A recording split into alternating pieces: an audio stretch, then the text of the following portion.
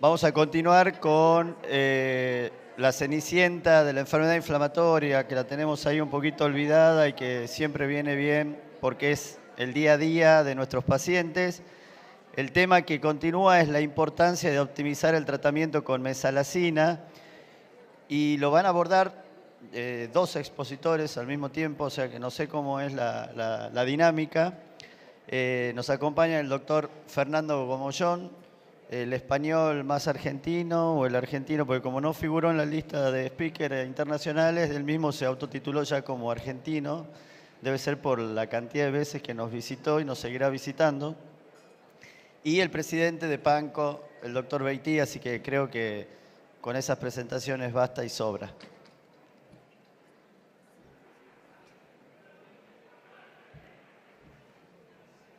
Qué honor compartir con este maestro y amigo esta parte para hablar de la mesalazina, como decía Abel, un producto al que le agradecemos todos los beneficios que le da a nuestros pacientes. Y bueno, como yo sé que a este maestro le encanta hablar de historia, ¿por qué no hablamos un poquito de la historia de la mesalazina, doctor? Nos vamos a dar prisa para que el intervalo no llegue inmediatamente.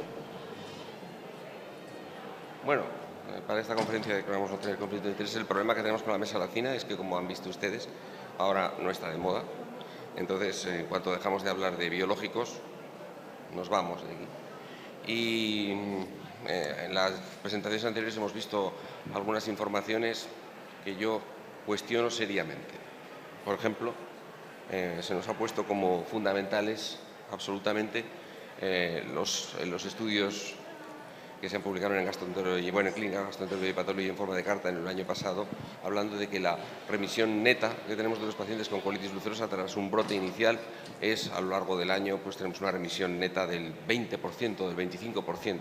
Bueno, yo no sé los pacientes que ven en Nueva York, no los conozco, pero eso es absolutamente falso, o sea, ni muchísimo menos.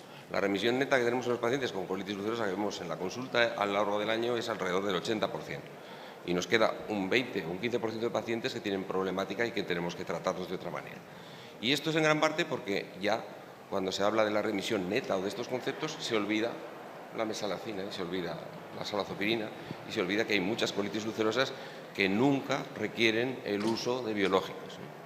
Bueno, la historia de la mesalazina empieza con Nana Sbarz, que es la primera profesora titular catedrática de farmacología que hubo en Suecia, y Nana Sbarz, trabajando en un laboratorio en aquel momento, en colaboración con un laboratorio que se llamaba Farmacia, pues, y tenía unos antecedentes curiosos en el laboratorio, pero eso lo dejamos para otro día, pues desarrolló una molécula que tenía como objetivo tratar la artritis reumatoide del rey de Suecia, básicamente.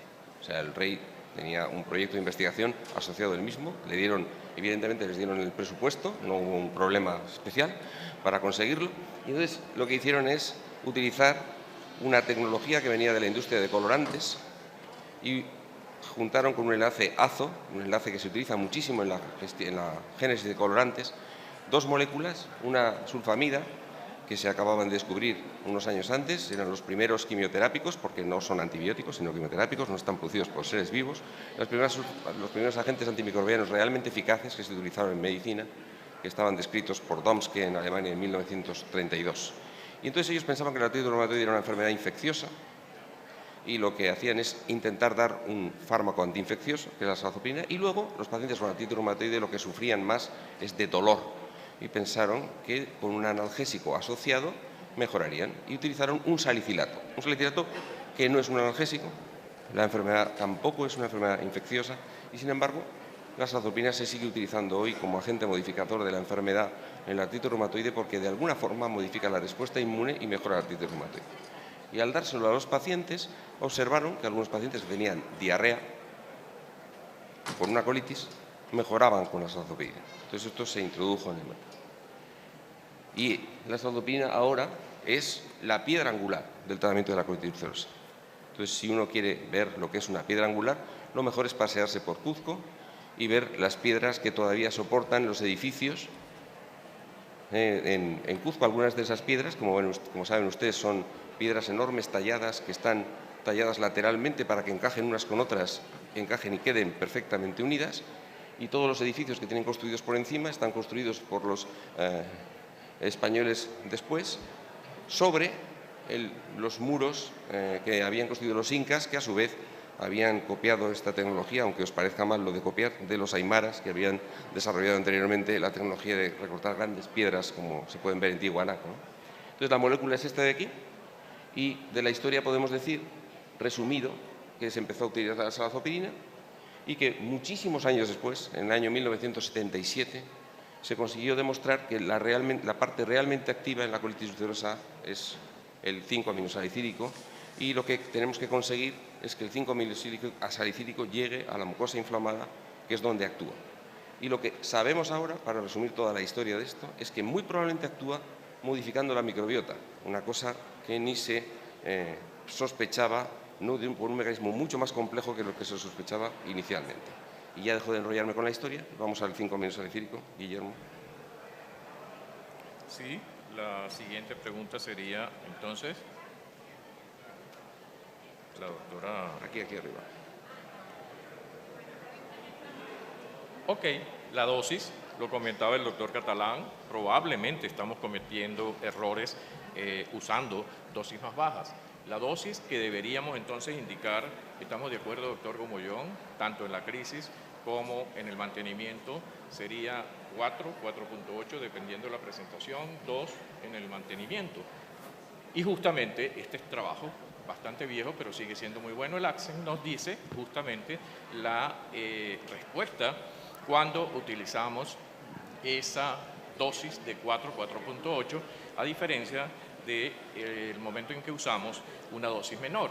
Y entonces nos dice como conclusión el trabajo que dosis altas de 5-ASA son más eficaces para inducir la remisión y que no hay más efectos adversos con estas dosis altas. Algo importantísimo que debemos grabar, tengamos mucho cuidado con el subtratar porque pudiéramos estar cometiendo ese error y hay que corregirlo sobre la marcha. Pero queremos revisar algunos consensos. Estamos trabajando definitivamente en enfermedad inflamatoria intestinal y aquí lo tenemos. Nuestra guía práctica de PANCO en el 2022, justamente decidimos que la dosis oral del aminosalicilato para la inducción debe ser al menos 2.4 gramos y en algunos casos se puede utilizar la dosis igual o mayor a 3 gramos al día, coincidiendo con lo que expresa GADEPU en su consenso y la Organización Europea de Cronocolitis, que nos dice justamente que tanto para el mantenimiento como para la inducción debemos utilizar las dosis óptimas y no subtratar.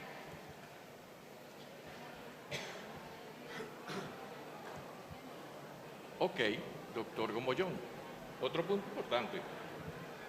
Generalmente, cuando uno le dice al paciente, tómese 4 tabletas, 8 tabletas juntas, el paciente nos dice, 8 tabletas juntas. Sí, eso es lo que está reportado. Entonces, hagamos algo, una dosis, varias dosis al día. Vamos a hacer algo, vamos a utilizar este método y ayúdennos ustedes a participar y a responder esta pregunta. ¿Qué usan ustedes? ¿Una dosis única? ¿Una dosis o varias dosis al día? ¿Tendrá efectividad este procedimiento? ¿Quién nos ayuda?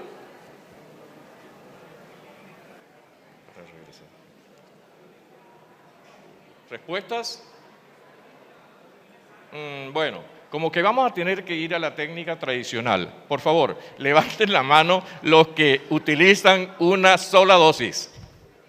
Una sola dosis, felicitaciones. Levanten la mano los que utilizan dosis fraccionada. Bueno, pocos, pero vamos bien. Yo creo que es una buena respuesta, indiscutiblemente. Seguimos.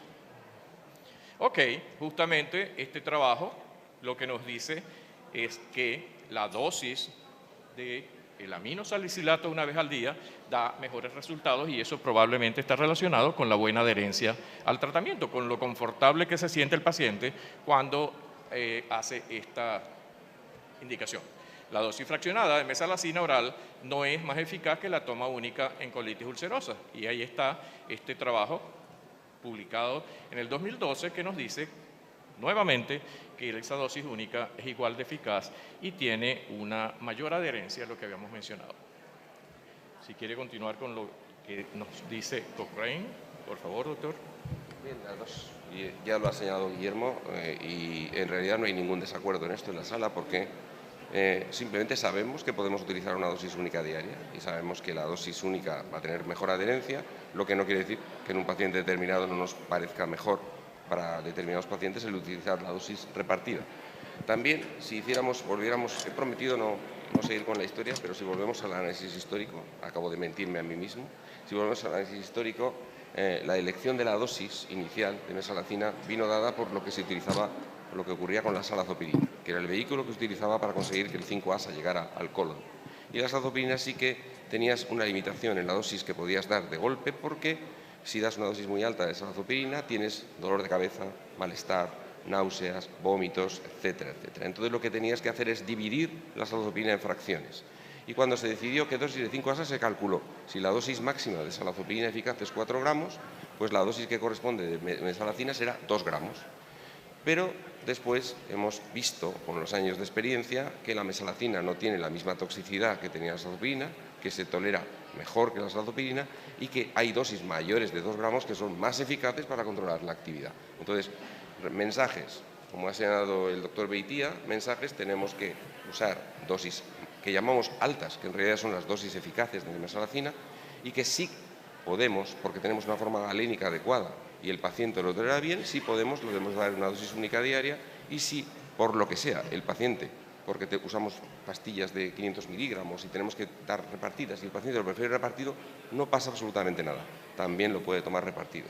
Algunos pacientes a veces siguen teniendo cefalea con una dosis muy alta de mesalazina y sin embargo se la repartes y no tienen la cefalea. Entonces hay que ser flexibles, pero el concepto que tenemos claro es que se puede utilizar una dosis alta. Y luego nosotros no revisamos todas estas evidencias de la Cochrane y de todos los trabajos que había cuando hicimos la segunda edición de la guía de colitis ulcerosa en España, que es la que después ha sido extendida y mejorada con la guía ADECU que se publicó en el 2022, y al revisar toda la evidencia vimos que realmente dosis mayores de 3 gramos eran mejores para inducir la remisión y que en los pacientes que han tenido una situación difícil de la colitis no hay ningún inconveniente en que la dosis de mantenimiento sea la misma que hemos utilizado en la remisión.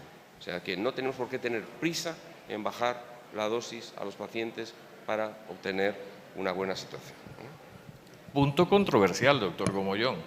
Y en enfermedad de Crohn, particularmente, confieso, yo lo uso en enfermedad de Crohn colónica, no en enfermedad ileal. Se dice que no funciona, pero en la práctica, en el día a día, se está usando lo que comentaba en enfermedad colónica. ¿Será en las etapas precoces o en la etapa o en ese grupo de pacientes con enfermedad de bajo riesgo? Bueno, aquí volvemos a tener aquí un cierto conflicto. Estaría bien que tuviéramos dos mandos y así yo lucharía con Guillermo para atrás y para adelante con las diapositivas. Y no, que está bien así.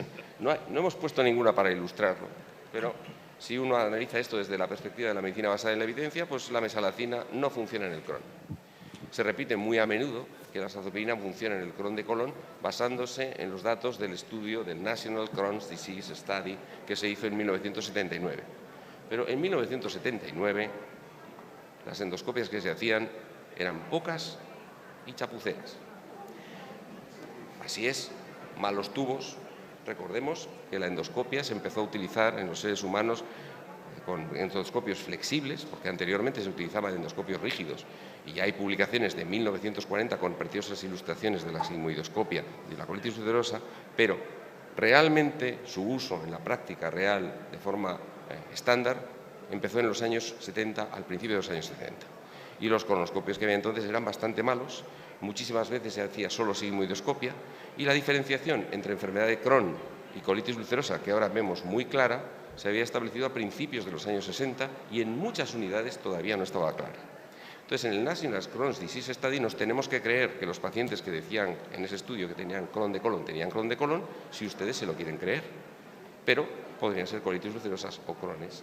En segundo lugar, en ese estudio la cita de que la azathioprina funciona se basa, vayan ustedes al estudio, profundicen, mírenlo y observarán que toda la información de que la azathioprina funciona en enfermedad de Crohn se basa en 16 pacientes, de los cuales el seguimiento es pobre. Entonces, como parecía que había una tendencia a que funcionara, pues dice, pues igual, y tenemos el concepto de que en el colon va a funcionar, pues funciona el Crohn de colon. ¿No es cierto? No hay datos sobre eso, no sabemos por qué es, pero lo cierto es que en cuanto es un ensayo controlado, la azathioprina en el Crohn no funciona. La mesalazina tampoco, y se ha intentado de todas las maneras, subiendo la dosis, cambiando la formulación galénica, qué sé yo, rezando al dios de la lluvia, 1000 cosas se han hecho para intentar conseguir demostrar que nuestro concepto previo de que funciona en el colon es así. Otra cosa es, para los colones leves, ¿qué tenemos para utilizar en los pacientes? Que funcione. Nada. Porque tenemos la disyuntiva de o le pongo infliximab o no le pongo nada. Entonces, lo que hacemos los médicos muchas veces es utilizar un fármaco que tiene pocos efectos adversos y que no trata al paciente, pero nos trata a nosotros, porque así pensamos que estamos haciendo algo. Y como somos muy autoflagelantes, como Martín, que se estaba flagelando hace un momento por una cosa que él pensaba que había hecho mal y seguramente no habrá hecho mal, los médicos tenemos esa virtud de flagelarnos. ¡Ay, qué he hecho mal, qué he hecho mal! Entonces, nos echamos la culpa de que estamos haciendo una cosa demasiado mala. Pues tampoco es malo que a un paciente con un Crohn de colon leve le demos mesalazina y observemos cómo va su evolución. Por eso no deberíamos criticar a nadie. Ahora, eso sí, ¿hay evidencia científica de que funcione? No.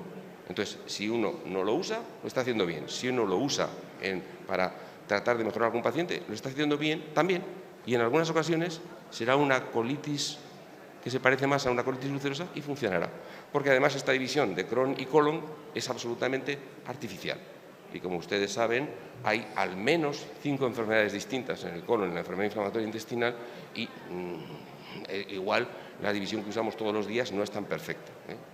No hay diapositiva, pero yo podría estar hablando 6 meses, entonces mejor pasamos a lo siguiente. Mejor respuesta, imposible. Punto importante, también lo decía el doctor Catalán, ¿estamos optimizando el tratamiento con mesalazina? ¿Estamos utilizando tópico y oral? Encuesta, sin QR. Levanten la mano los que utilizan las dos. Tópico y oral. Ok, levanten la mano los que utilizan solo vía oral. 1, solo vía oral. Poquitos. Bueno, entonces, ¿qué podemos decir al respecto? Porque esto es un tema bien importante. Aquí tenemos un estudio publicado en el 2014, terapia combinada oral y rectal con mesalazina para el tratamiento de la colitis ulcerosa moderada leve, alivio rápido de los síntomas, y tenemos entonces que nos dicen que la combinación funciona. El estudio PRINCE, la tasa de remisión fueron significativamente mayores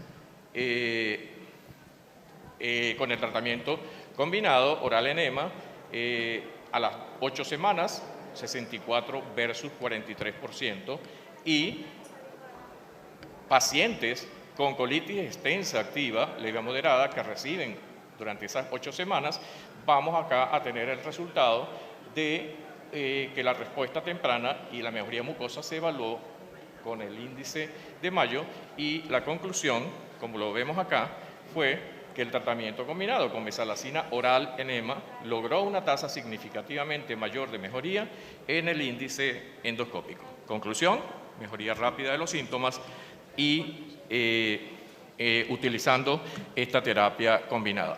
Tenemos entonces acá, en el 2021, nuevo, reciente, la eficacia de la combinación versus el tratamiento aislado. Como vemos, los resultados nos dicen que definitivamente funciona la terapia combinada. Conclusión, terapia combinada de 5-ASA y tópica es preferida para la inducción de la remisión en colitis ulcerosa izquierda o extensa, y la terapia tópica es preferida en proctitis y proctosigmoiditis leve a moderada. ¿Usted conoce ese grupo, GTQ? ¿Lo ha oído nombrar? Ok, pues sí. Excelente trabajo, hermanos. Muchísimas gracias por todo lo que hacen. nos hacen en el 2020,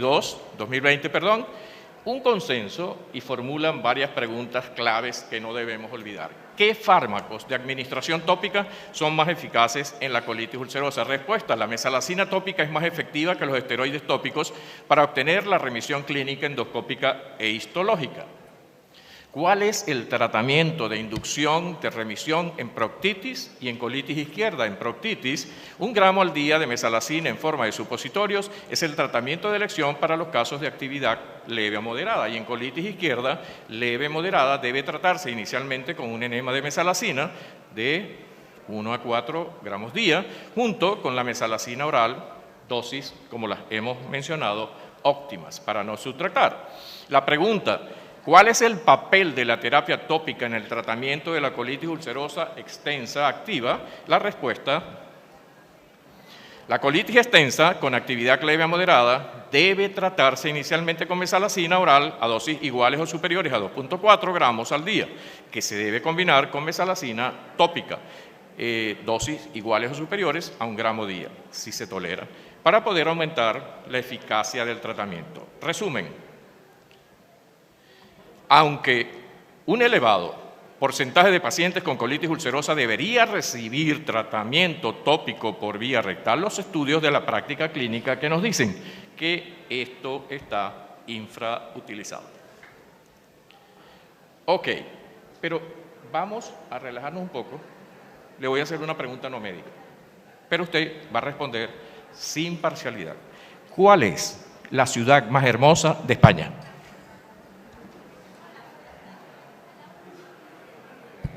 Es como preguntar cuál es la sinfonía mejor de Beethoven.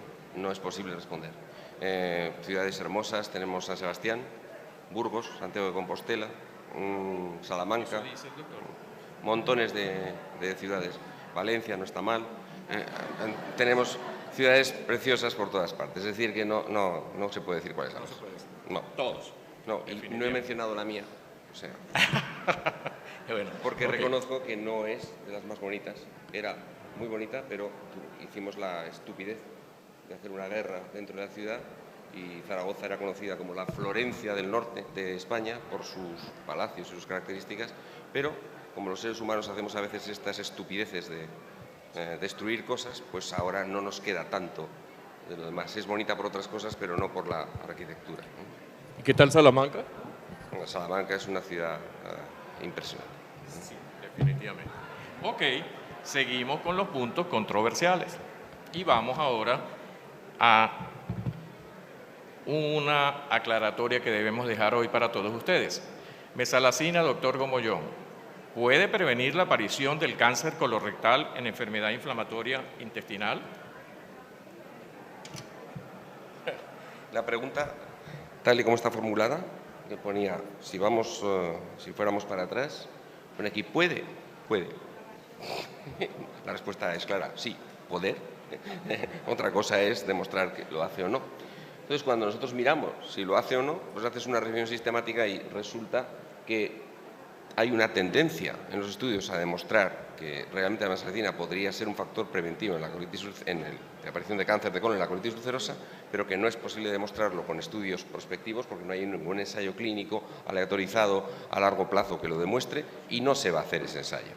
No se va a hacer en seres humanos porque un ensayo de 10, 15 años de duración con una N muy grande que se requeriría sería muy costoso y no se va a hacer. O sea que no tenemos que responder de otra manera. Pero indirectamente sabemos una cosa muy clara. El factor esencial que nosotros podemos modificar... Uy, me he cargado el micrófono. El factor esencial que nosotros podemos modificar para disminuir el riesgo de cáncer de colon en la colitis ulcerosa es el grado de inflamación que hay en la mucosa del colon. Entonces, si ustedes controlan la inflamación con infliximab, disminuirá el riesgo de cáncer de colon. Si controlan la inflamación con upadacitinib, probablemente disminuirá el riesgo de cáncer de colon. Si controlan la inflamación con mesalazina, probablemente disminuirá el riesgo de cáncer de colon. Y me gusta mucho resumir esto en esta gráfica que hace referencia a un metaanálisis que realizó el grupo de la Princesa y que después se ha corroborado en otros estudios posteriores, que demuestra que en las últimas décadas la incidencia de cáncer de colon que vemos en la colitis ulcerosa ha disminuido rapidísimamente y de forma muy potente. Y si se fijan, la coincidencia de este descenso coincide con la curva de control que tenemos de la colitis porque usamos de forma rutinaria el tratamiento de mantenimiento. Y es mucho más importante el efecto de este que el efecto de la colonoscopia de vigilancia. Entonces, es evidente que si controlamos la inflamación, mejoraremos. ¿Que ustedes la controlan con mesalazina? Fantástico. ¿Que la controlan con otra cosa? Estupendo. Decir si tiene un efecto preventivo del cáncer de colon independiente debido a la molécula y a sus efectos, esto no lo podemos decir. Yo creo que probablemente no, pero no lo sabemos. Entonces, no podemos dar una respuesta, ¿no? Excelente. Vamos entonces a pasar, ya que está muy claro este punto, a la última pregunta. La adherencia al tratamiento, doctor Gomollón. Tenemos que trabajar muy duro esto. ¿Qué comentario podemos hacer rápidamente? Porque ya el doctor Abel nos está diciendo que el tiempo, pero ojo, como la doctora María Teresa Galeano protestó, nosotros también 2 minutos. ¿Ahí? Ok. ¿Qué comentario hacer para que quede entre toda esta audiencia excelente cómo manejar la adherencia? ¿Tenemos buenos porcentajes de adherencia al tratamiento? No. No tenemos buenos porcentajes de adherencia, como con ningún fármaco, pero la audiencia no solo es excelente, sino que creo que tienen todos buena memoria. No he visto, vamos, y lo discutimos esto ayer. No vamos a insistir demasiado. El punto clave es que el paciente esté convencido de que necesita la mesalazina. Independientemente de los problemas de acceso, de coste, etcétera, que esté convencido de que necesita la mesalazina. Y para eso lo que tenemos que hacer es un trabajo de comunicación con el paciente específico, que muchas veces, como Pauli nos diría, dependerá también de las enfermeras más que de nosotros, y de mejorar esa adherencia. Y tenemos que conseguir el convencer al paciente, que el paciente esté convencido internamente de esto. Y esto ya es una cuestión de habilidades y de técnica que tenemos que ir mejorando con el tiempo, creo yo. Sí. Tenemos ahí un montón de ideas sobre eso, pero es esto de modificar al paciente lo que necesitamos. Y lo demás es menos importante. Lo de la dosis diaria, la accesibilidad, todo esto contribuye, pero contribuye en pequeños porcentajes. Sí, para cerrar, ya por cuestiones de tiempo, les comento nuestra experiencia como Grupo Venezolano de Enfermedad Inflamatoria Intestinal. Hicimos un trabajo que publicamos en el primer congreso de PANCO en Guadalajara, 47% de adherencia. Nos preocupamos, ¿qué hacemos? Nos reunimos y, bueno, comenzamos a hacer reuniones con pacientes, congresos de pacientes, el club de pacientes, con el nutricionista, con el profesor de yoga, y ojo, como que la cosa estaba dando resultados. Hicimos una consulta que comunitaria la llamamos. Los martes, los jueves, hacemos consulta de enfermedad inflamatoria intestinal y reunimos a todos los pacientes, la consulta de control por supuesto, no la historia de primera, reunimos a todos los pacientes con una escala del 0 al 10 y le vamos preguntando ¿cuántos puntos tiene usted? ¿Cuántos puntos tiene usted? ¿Qué es lo que pretendemos con esta consulta? Que los que tienen 5 aprendan de los que tienen 10 y, ojo, acabamos de presentar en este congreso un trabajo de adherencia y cambió la cifra de 47 a 58%. Tenemos que educar definitivamente a nuestros pacientes con ese personaje fundamental con quienes estamos haciendo un diplomado de enfermería que nos llena de entusiasmo, junto a ellos, educando a esos pacientes esa parte holística tan importante, esas alteraciones psicológicas que debemos controlar y lograr la meta. Se puede alcanzar. Yo creo que es momento de concluir y lo hacemos de la siguiente forma. 5 ASA. Primera línea, en colitis ulcerosa leve y moderada. Uso controversial queda demostrado en enfermedad de Crohn colónica. Terapia combinada, no lo olvidemos, es superior. Cuidado con subtratar, se puede estar haciendo, utilizando dosis más bajas a las indicadas en crisis de mantenimiento. 5 ASA, efectos anticáncer, controversia y debemos educar al paciente para mejorar la adherencia y por su atención, muchísimas gracias.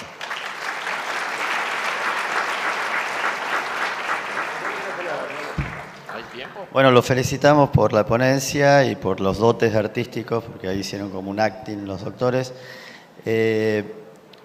No sé si hay preguntas, ahí hay una pregunta, hay otra, no. O sea, una pregunta, doctor, usted ya preguntó mucho en lo anterior, así que no tiene preguntas ahora. Acá el doctor Toro, disculpe, pero... Allá.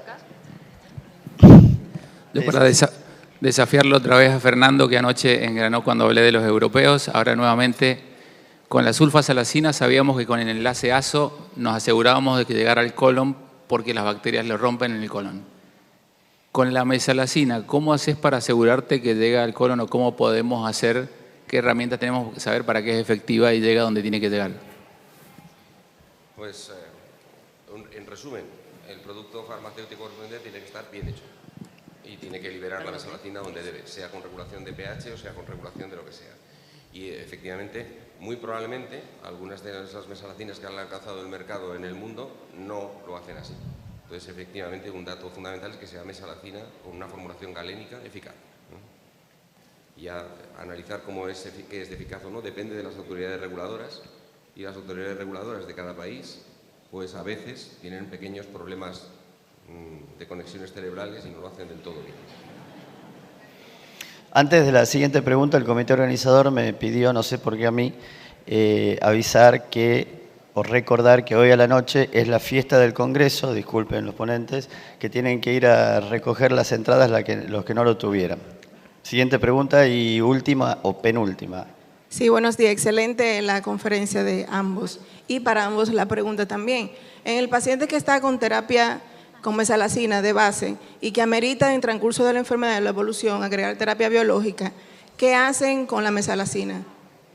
Hay una serie de estudios retrospectivos que sugieren que cuando el paciente está en remisión con los agentes biológicos, sea cual sea, la mesalacina ya no es necesaria. Estos son estudios retrospectivos. No hay ningún estudio prospectivo que demuestre que al que le retiras la mesalacina va igual que al que no se la retiras.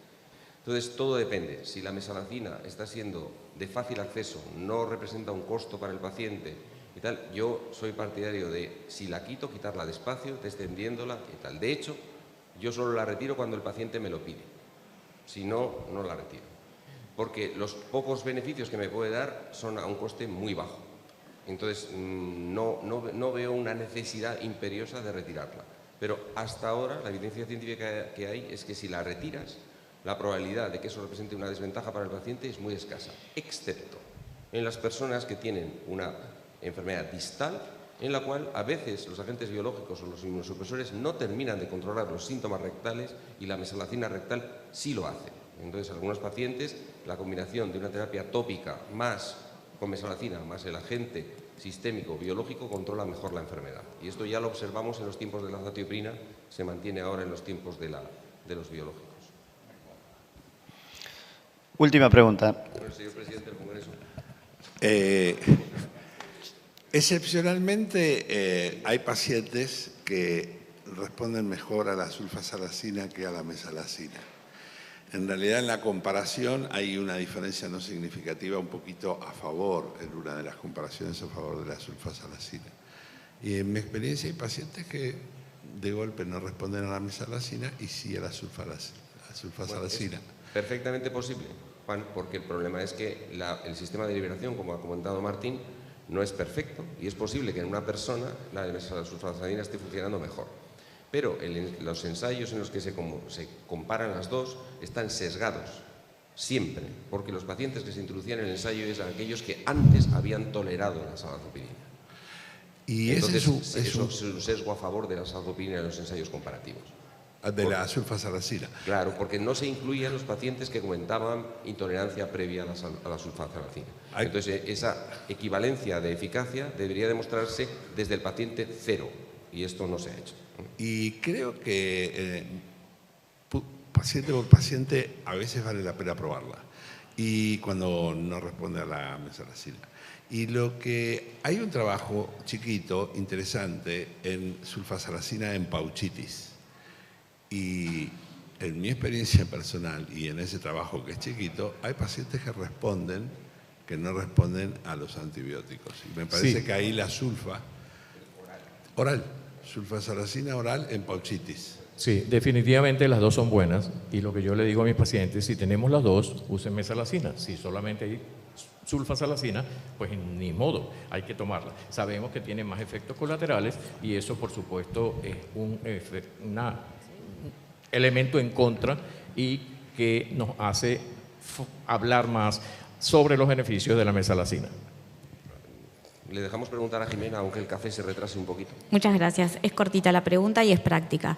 La duda es, en pacientes que logran la remisión con mesalazina de 4 gramos y remisión clínica, bioquímica, calprotectina normal, queremos tener una endoscopía en remisión para bajar la dosis a una dosis de mantenimiento, y si bajamos de a escalones, hacemos 3-2 o ya que está bien, vamos a 2.